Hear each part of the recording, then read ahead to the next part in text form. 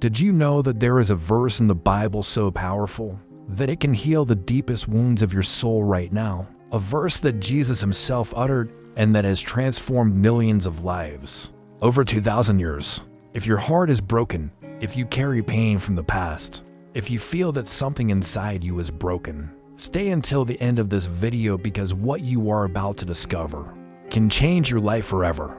Don't go. This is for you, brothers and sisters. Today we are going to talk about a verse found in the Gospel of John, chapter 14, verse 27, where Jesus declares, "Peace I leave with you, my peace I give to you. I do not give it to you as the world gives it. Let not your heart be troubled, nor let it be afraid." These words aren't just a nice phrase to put on a greeting card. They are a divine promise, a master key that can open the doors to your emotional and spiritual healing. But before we delve into this powerful verse, I need you to understand the context in which Jesus spoke these words. He was in the upper room with his disciples. It was the Last Supper before his crucifixion. Jesus knew exactly what was going to happen in the next few hours. He knew he would be betrayed, arrested, tortured, and crucified. He knew that his disciples would abandon him and deny him. And yet, in that moment of maximum vulnerability, he was not concerned about himself, but about the emotional and spiritual well-being of his followers. Jesus saw the fear in the eyes of his disciples. He saw the anxiety that was beginning to take hold of their hearts. And at that critical moment, he offers them something that the world could never give them, his peace. Not a temporal peace, not a superficial peace, but his divine, supernatural peace, which surpasses all human understanding. Now, let me explain why this verse has the power to heal your soul. First, because Jesus says, "My peace I give to you." He's not talking about any kind of peace. He is not talking about the absence of problems or a comfortable life without challenges. He is speaking of a peace that comes directly from his divine nature, a peace that can exist even in the midst of life's most violent storms. Think about this for a moment. Jesus had perfect peace even when he knew he was going to be crucified. He had peace when his friends betrayed him. He had peace when the weight of the sin of all mankind was about to fall on his shoulders. That is the peace he offers you today. A peace that does not depend on your external circumstances, but flows from your connection with him. Many people look for peace in the wrong places. They look for her in romantic relationships, thinking that if they find the right person, they will finally have peace. They look for it in professional success, believing that if they achieve the promotion or the recognition, they will find satisfaction. They look for it in material possessions, in travels, in experiences, and anything that promises to fill that inner emptiness. But Jesus says clearly, "I do not give it to you as the world gives it." The peace that the world offers is conditional, temporary, and superficial. It is like an analgesic that relieves the symptom, but does not cure the disease. It may make you feel good for a moment, but when the effect wears off, the pain returns with the same intensity or even stronger. The peace of Christ, on the other hand, is permanent, profound, and transformative. It goes to the root of the problem and heals from the inside out. Now, when Jesus says, "Let not your heart be troubled, neither let it be afraid," he is giving a commandment, but he is also revealing a profound truth about the nature of our wounded souls. Most wounds of the soul are rooted in fear. Fear of rejection, fear of abandonment, fear of failure, fear of not being enough, fear of being hurt again, fear of being alone, fear of the uncertain future. And this fear creates constant turbulence within us. It is like living with a perpetual storm in your heart. There is never calm. There is never rest. There is always an underlying anxiety that robs us of joy and hope. But Jesus comes along and says, "Don't let that continue. I have something better for you.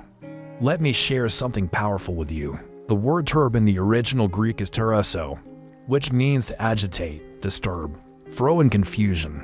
It is the same word used to describe water when it is violently agitated by the wind. Imagine a lake in the middle of a storm with giant waves crashing against the shore, with the water churning and dark. This is how many people live their inner lives, in constant turmoil, unable to find a moment of calm. But Jesus has the power to calm that storm. Just as he calmed the storm on the Sea of Galilee just by saying, "Peace, calm down," he can calm the storm within you. No matter how violent that emotional storm is, no matter how long you've lived in that state of turbulence, he can bring instant peace to your soul. Now, I want you to understand something crucial.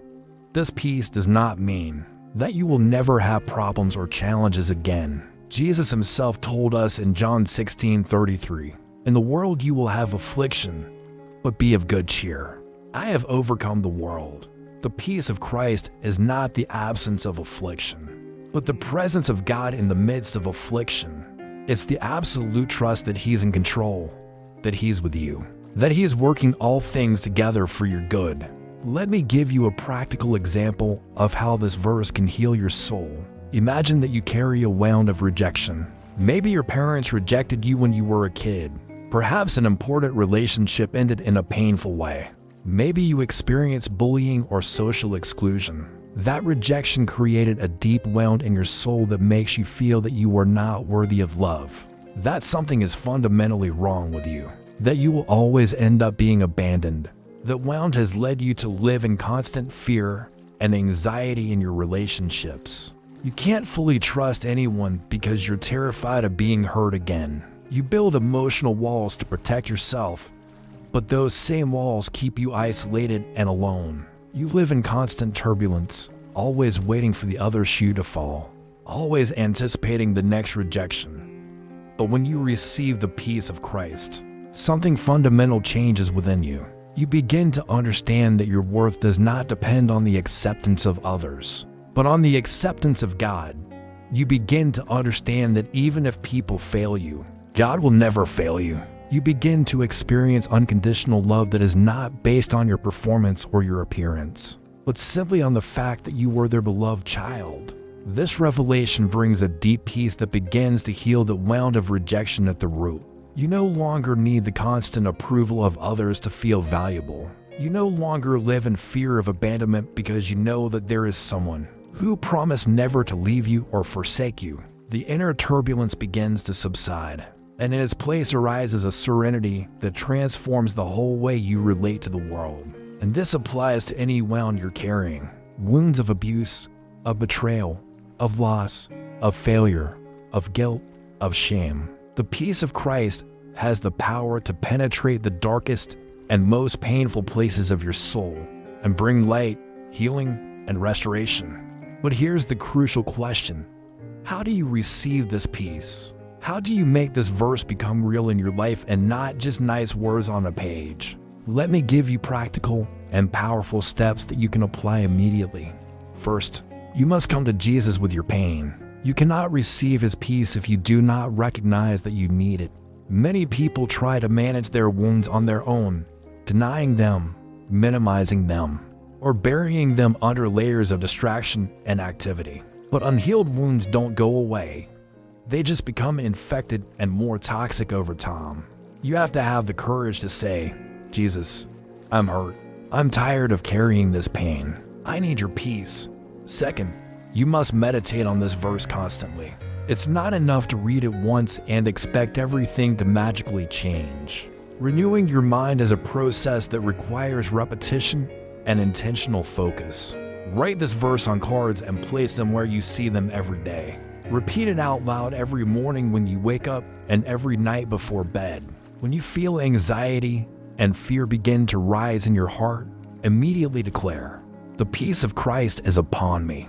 I will not be troubled or afraid."